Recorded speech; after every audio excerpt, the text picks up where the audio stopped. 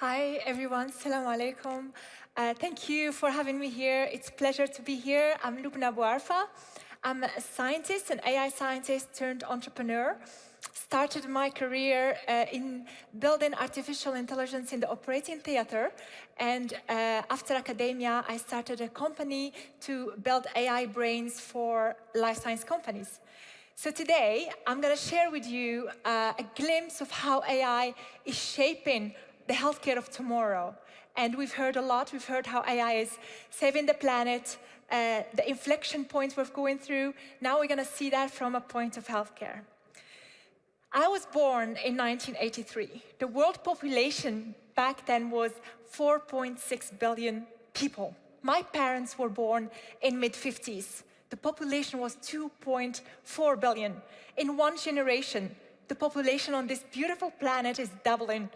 We are getting to 10 billion people by 2050. And we have bigger goals, bigger ambition for our planet.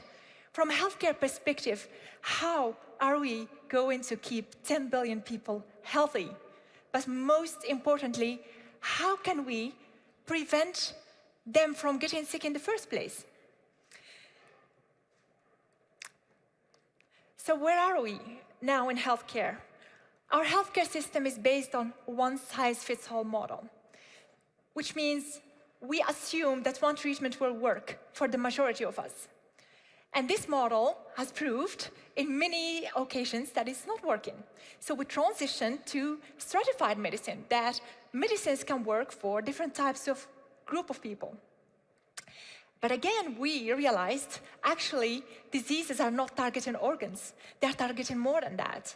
They are related to our environment, to our DNA, and instead of seeing us as a set of organs, we need medicine to see us as holistic human beings, but more importantly, as unique human beings. And this is not new. This is not something we started thinking about once we got AI. This is something we started thinking about in 1840, when the cholera pandemic hit in Europe. Social movements in France and the UK realized in order to save humanity from the epidemic, they had to analyze data around samples of water, environments, to move to what they called, back then, probabilistic medicine. Can you imagine?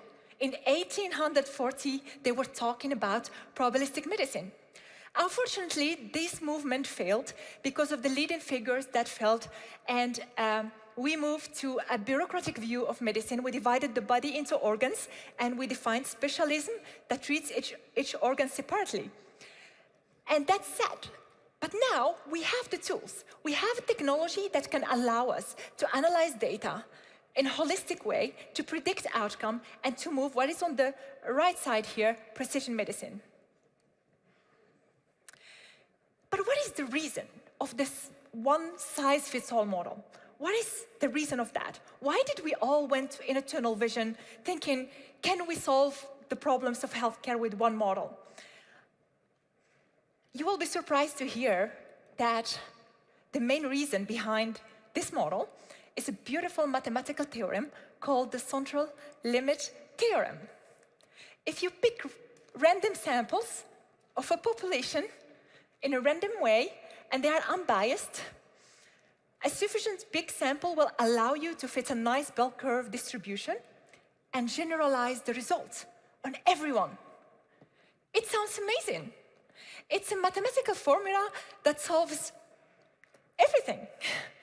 But the main conditions, the samples need to be uncorrelated, unbiased, and that is impossible in healthcare. We are all living in the same area, the pollution, the food we eat, and not only that, our body is connected. Our organs are not uncorrelated, which means when we validate a treatment in a clinical trial, as this is the gold standard, when we fit this nice bell curve, it only works for the average population. And most likely, people like you and me, the majority in this room, will be in the tiles of this distribution that go to infinity. Which means the most likely scenario, standard treatment won't work for us. So how can we change that? time is now. We just survived a big pandemic. Let's look back to 1800. Let's use this occasion right now, coming out, breaking the 10 years of clinical trials into 10 months to change the way we do things, to move from waiting for people to get sick, from sick care to proper healthcare. We are at this inflection point. We either go the wrong way and just keep doing what we're doing, or we use this occasion to change. We see AI is already here. We can use it. We see if we empower our healthcare system with data, that we can create these data-driven healthcare systems. We see business model can change. It's no longer about the volume. We should not be paying for the pill. We should be paying for people to get better. And we see that data ownership is the path to value creation.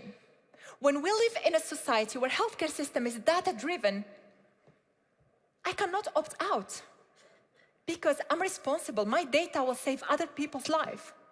So how can we create that? The other big thing that we should realize, and we heard about it this morning, AI in healthcare does not need to pass the Turing test. The Turing test is when you have a man and a machine and one needs to beat the other. This is not the scenario. We need to treat AI like engineering. When we designed airplanes, we didn't design airplanes that fly like a bird. We designed airplanes that respect the aerodynamics law, that can be efficient, effective, and safe. Therefore, the applications of AI in healthcare needs to be taking all the mundane tasks, need to be freeing up doctors' time to focus on the serious cases, patient triage, prescription, risk, prediction of diseases. I'm dreaming of a future I don't have to worry for my children to get sick.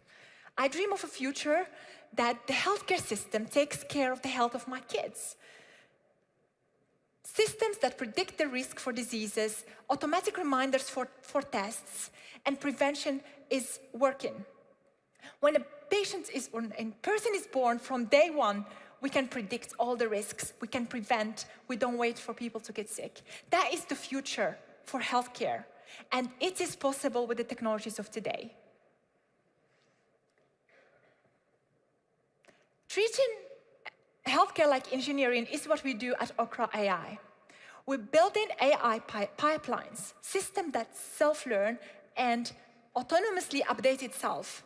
Treating healthcare like engineering is about building like we build the roads and the bridges.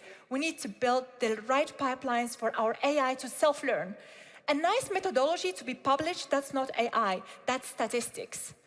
AI system needs to have a high autonomy to self-learn, like self-driving cars, like others, but that's also in healthcare. That's systems that do triage, that do prediction, and that's what we need to drive. We are, unfortunately, still on the first layer, if you look to our healthcare system. Knowledge is transferred from human to human. We are climbing to get to the second layer, but where we need to be is in the third layer. When we have human agents and machine agents, when we have humans and machines working together, hand in hand, where your memory as patients from the day you were born is used to make prediction what is the right treatment for you, when your data is leveraged to save other patients' life. That is what we need to be aiming for. And I know many of you, whether in governments, whether in the public or private sector, you're thinking, how can I contribute? What can I do? As an entrepreneur, I know it's hard. It's hard because from the one side you want to innovate, but from the other side you've got to be efficient on the budget, you've got to maintain the legacy. But we are responsible for this. We need to think and start small. We need to aim for improving speed of the way we work, to put the citizen in the center, the user in the center, to aim for high quality and scalability, because even the best AI, if we cannot scale it, it won't add value for everyone.